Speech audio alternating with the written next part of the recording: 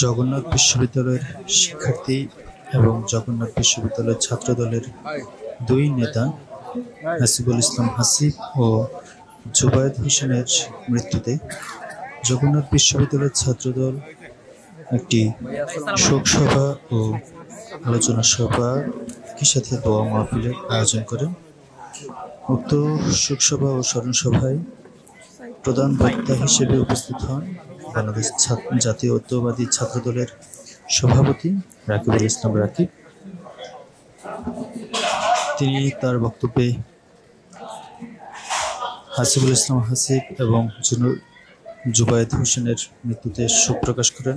একই সাথে জুবায়েদ হোসেনের হত্যাকাণ্ডের দ্রুত বিচারের দাবি করেন এবং তার বক্তব্য শেষে তাকে প্রোটোকল সহকারে বিশ্ববিদ্যালয়ের প্রাঙ্গণ থেকে এগিয়ে দিয়ে যাচ্ছে ছাত্রদলের অন্যান্য নেতৃবৃন্দ কর্মীরা।